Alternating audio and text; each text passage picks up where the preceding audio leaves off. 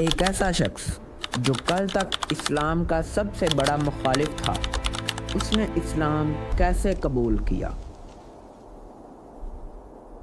تاریخ گواہ ہے کہ جنگ کے میدان میں کچھ نام خوف کا دوسرا نام ہوتے ہیں، لیکن ایک نام ایسا تھا جس نے موت کی آنکھوں میں آنکھیں ڈال کر اسے شکست دی۔ یہ ہے ایک ایسا واقعہ جو آج بھی تاریخ کے اوراق ہلا دیتا ہے۔ یہ داستان ہے اس انسان کی جس نے اسلام کو مٹانے کی قسم کھائی تھی۔ اس نائے دین کو روکنا ہوگا، اب میری تلوار ہی فیصلہ کرے گی۔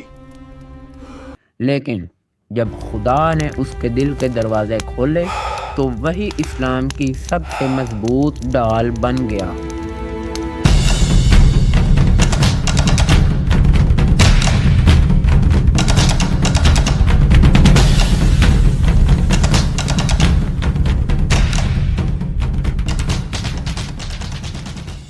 آج ہم دیکھیں گے کہ وہ دشمن رسول سے سیف اللہ کی تلوار کیسے بنے۔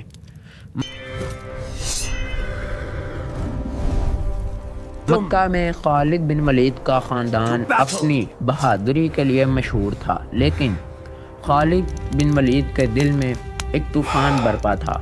میں اتنی دیر تک حق سے کیسے انجان رہ گیا؟ جن پتھار کے بتوں کے لیے میں لڑتا رہا، وہ تو اپنی حفاظت بھی نہیں کر سکتے۔ میں اتنی دیر حقیقت سے انجان کیسے رہا؟ سچ بالکل میرے سامنے تھا، لیکن میری آنکھیں بند رہی۔ خالد بن ولید کو مدینہ سے خط آیا جو ان کے بھائی ولید بن ولید نے بھیجا تھا۔ یہ خط کہاں سے آیا ہے؟ حضور، یہ خط مدینہ سے آیا ہے جو آپ کے بھائی والد بن والد نے بھیجا ہے۔ خالد، کب تک تم اسلام سے انجان رہو گے؟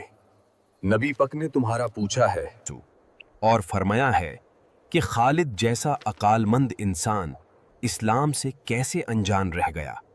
محمد میرا کیوں پوچھ رہے ہیں؟ میں نے تو انہیں بہت نقصان پہنچایا ہے، میرا دل اندر ہی اندر جل رہا ہے، میں کیا کروں؟ میں نے مسلمانوں کو کتنے دکھ دیے ہیں، ہر بار انہیں نقصان پہنچانے کی کوشش کی۔ سب سے بڑا زخم غزوہ احد کا ہے، جب میری ایک چالاکی نے پوری جنگ کا رخ بدل دیا تھا۔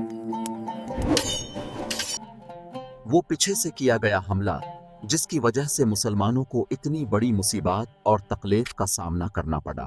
مگر پھر بھی میرے اتنے ظلم کے باوجود ان کے دلوں میں میرے لیے اتنی محبت۔ کیا یہ ہے اسلام کے اخلاق جو اپنے دشمن کو بھی معاف کر دیتا ہے؟ یہ خط نے چنگاری کو شعلہ بنا دیا۔ جب خالد بن ولید نے خط پڑھا تو انہوں نے اپنے دوست اکرمہ اور ابو سفیان سے کہا، ابو سفیان، حق مجھ پر واضح ہو چکا ہے۔ محمد صلی اللہ علیہ وسلم کا مجھ جیسے دشمن کو یاد کرنا کوئی معمولی بات نہیں۔ تو تمہارا کیا ارادہ ہے خالد؟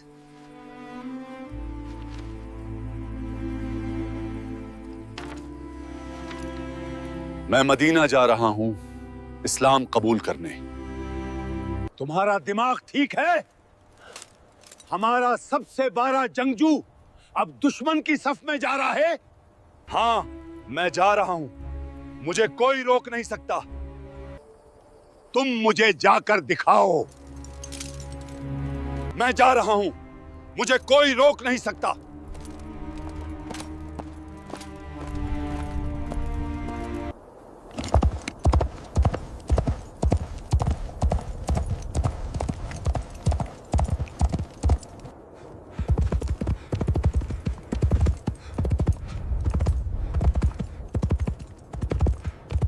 میں نے مسلمانوں کو بہت نقصان پہنچایا ہے،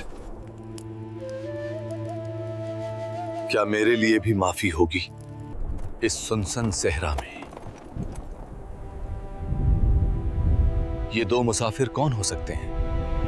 خالد بن ولید مکہ سے نکلے اور راستے میں انہیں عرب کے دو اور جنگجو ملے، عمر بن عاص اور عثمان بن طلحہ رضی اللہ تعالی عنہ۔ عمر، اتنی جلدی میں کہاں جا رہے ہو؟ मैं मदीना जा रहा हूं इस्लाम कबूल करने। तुम्हारा इरादा भी वही है जो मेरे दिल में है। वल्लाह मैं भी वहां ही जा रहा हूं।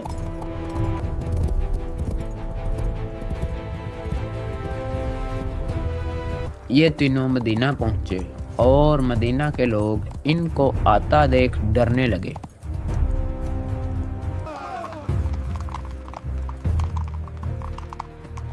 खालिद बिन वलीद नबी करीम सल्लल्लाहु अलैहि वसल्लम की बारगाह में हाजिर हुए। या रसूल अल्लाह, मेरे गुनाह बहुत ज़्यादा हैं, क्या अल्लाह मुझे माफ़ फरमा देगा? खालिद मुबारक हो, रसूल अल्लाह सल्लल्लाहु अलैहि वसल्लम ने तुम्हें माफ़ फरमा दिया है और तुम्हारे लिए दुआ की है। खालिद बिन वलीद को इस्लाम कबूल किए 3 माह गुजर चुके थे और अभी तक उनको अपनी जंगी काबिलियत दिखाने का मौका नहीं मिला था और ना ही खालिद बिन वलीद ने कोई दावा किया था कि मुझे सालार यानी बड़ा ओहदा मिले, जबकि खालिद बिन वलीद अरबों में एक मुअज़्ज़ज़ शख्सियत थे। उनका हस्ब नसब भी आम अरबों से ऊंचा था। उन्होंने अपने आप को एक सिपाही समझा और उसी हालत में खुश रहे। वो ज़्यादातर नबी करीम सल्लल्लाहु अलैहि वसल्लम की बारगाह में बैठे रहते और नबी पाक से फैज़ हासिल करते।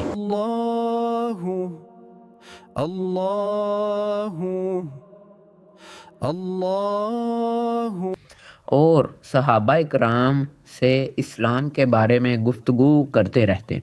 जब मैंने हकीकत को जाना तो मेरे दिल ने पुकारा कि इससे बेहतर कोई दीन नहीं।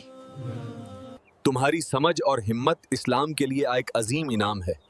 आज के शाम और उर्दन के इलाके में उस वक्त कबीला गस्सान वाक़या था, जो उस इलाके में दूर तक फैला हुआ था। उस वक्त ये कबीला ताकत के लिहाज से बहुत ज़बरदस्त माना जाता था, क्योंकि इसके पास जंगजू होने के अलावा उसकी बहुत बड़ी तादाद भी थी। उस कबीले में ईसाई भी शामिल थे।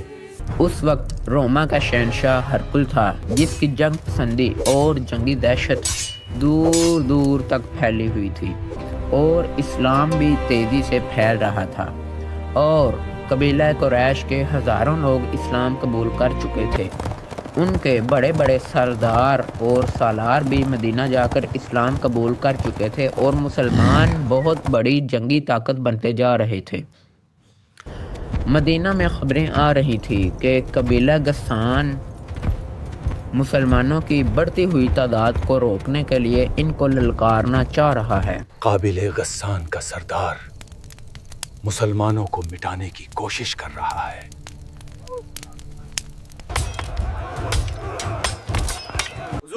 गस्सान की तरफ से एक अहम खबर आई है। वहाँ का सरदार मुसलमानों के खिलाफ साजिशें कर रहा है और रोमा के बच्चा के साथ इतिहद करने की कोशिश कर रहा है। जब नबी पाक सल्लल्लाहु अलैहि वसल्लम ने ये खबर सुनी तो आपने अपने एक एलची को खत देकर गस्सान की तरफ भेजा। ये नबी पक ने दिया है, गस्सान के सरदार आला को देकर आओ। इसमें क्या लिखा है? इसमें नबी पक ने गस्सान के सरदार के लिए लिखा है कि तुम इस्लाम कबूल कर लो, इस्लाम ही सच्चा मजहब है। नबी पाक सल्लल्लाहु अलैहि वसल्लम ने उसको इस्लाम कबूल करने की दावत दी। नबी पाक का ये इरादा था कि गस्सान का सरदार आला इस्लाम कबूल कर ले और मुसलमान ताकतवर हो जाएं। खालिद बिन वलीद ने एक महफिल में कहा, हरक्यूल ने अगर फौज कशी की तो यूं समझो कि बातिल का तूफान आ गया। गस्सान की भलाई इसी में है कि वो उस दावेत को दिल से कबूल कर लें। अगर वो नहीं करेगा तो वो हमेशा के लिए उस हरकुल का गुलाम बन जाएगा। उस वक्त हरकुल कबीला गस्सान में दाखिल हो चुका था, जिसकी फौज की तादाद 1 लाख थी।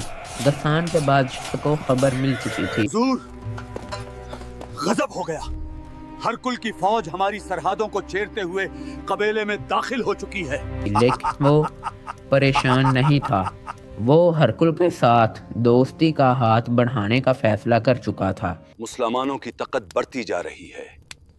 मुझे हरकुल के साथ इत्तिहाद करना होगा ताकि हम उन्हें रोक सकें। نبی کریم صلی اللہ علیہ وسلم کا ایلچی بصرہ کو جا رہا تھا کیونکہ غسان کا دارالحکومت بصرہ تھا۔ ایلچی کے ساتھ 3 محافظ اور بھی تھے۔ بڑے لمبے سفر کے بعد ایلچی موتا پہنچا اور تھوڑا آرام کرنے کے لیے اس نے وہاں پڑاؤ کیا۔ ہم ادھر ہی پڑاؤ کریں گے۔ قریب ہی قبیلہ غسان کی ایک بستی تھی جس کے سردار کا نام شرجیل بن عمرو تھا۔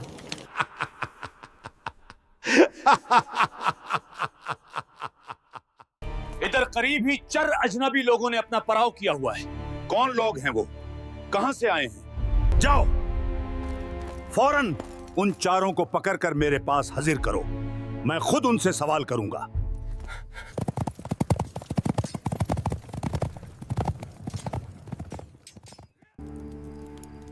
तुम लोगों को सरदार बुला रहे हैं। यहां के सरदार का क्या नाम है? इस बास्ती के सरदार शेरजील बिन अमरो हैं। अच्छा, तुम लोग जाओ, हम आ रहे हैं। नहीं, हम तुम लोगों को लेकर जाएंगे। ठीक है, फिर चलो। रुको मत, पूरा जोर लगाओ, हम बास्ती के पास हैं। तुम कौन हो और कहां जा रहे हो? मैं मदीना का एलची हूं और बुसरा जा रहा हूं अल्लाह के रसूल का पैगम तुम्हारे सरदार आला तक पहुंचाने। क्या तुम कबीले कुरैश के मोहम्मद की बात कर रहे हो? पैगम क्या है? पैगम यह है कि तुम इस्लाम कबूल कर लो, जो कि सच्चा मजहब है। क्या तुम्हें लगता है कि मैं अपने सरदार आला और मजहब की तौहीन बर्दाश्त कर लूंगा? अगर तुम जिंदा रहना चाहते हो तो वापस चले जाओ। मैं अपने रसूल के हुकाम से हट नहीं सकता। ओह, तो तुम अपने आका के हुक्म से नहीं हटोगे। इसको खत्म कर दो।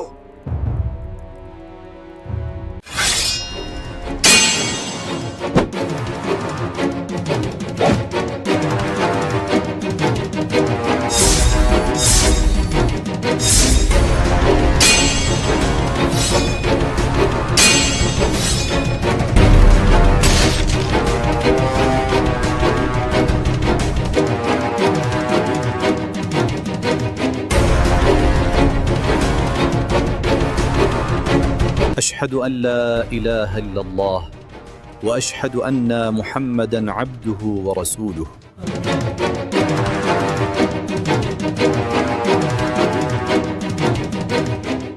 ایلچی کے تینوں محافظ باہر تھے۔ جب انہوں نے شرجیل بن عمرو کو اندر سے آتے دیکھا تو یہ سمجھ گئے کہ انہوں نے ہمارے ایلچی کو قتل کر دیا ہے۔ تم اس کے ساتھی تھے، مجھے یقین ہے کہ تم اس کے بغیر آگے نہیں جاؤ گے۔ नहीं, पैगम उसके पास था। جاؤ واپس لٹ جاؤ اور محمد سے کہنا کہ ہم اپنے قبیلے اور عقیدے کی توہین برداشت نہیں کیا کرتے۔ اللہ کی قسم، ہم اپنے مہمان کے ساتھ یہ سلوک نہیں کیا کرتے۔ مہمان نوازی کی وجہ سے تمہاری جان بخشش رہا ہوں۔ واپس چلے جاؤ ورنہ زندہ نہیں بچوں گے۔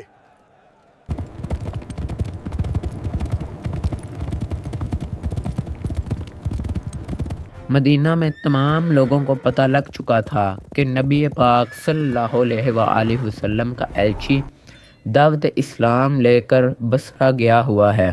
کیا تمہیں پتا ہے کہ اللہ کے نبی نے اپنا ایک ایلچی غسان کی طرف بھیجا ہے تاکہ وہ اسلام قبول کر لیں؟ سب ایلچی کی واپسی کے منتظر تھے، لیکن جب تینوں محافظ ایلچی کے بغیر واپس آئے تو ان کے چہروں پر صرف تھکن کے آثار نہیں بلکہ غصہ بھی تھا۔ وہ مدینہ داخل ہوئے تو لوگ اکٹھے ہو کر آ گئے۔ خدا کی قسم، ہم انتقام لیں گے۔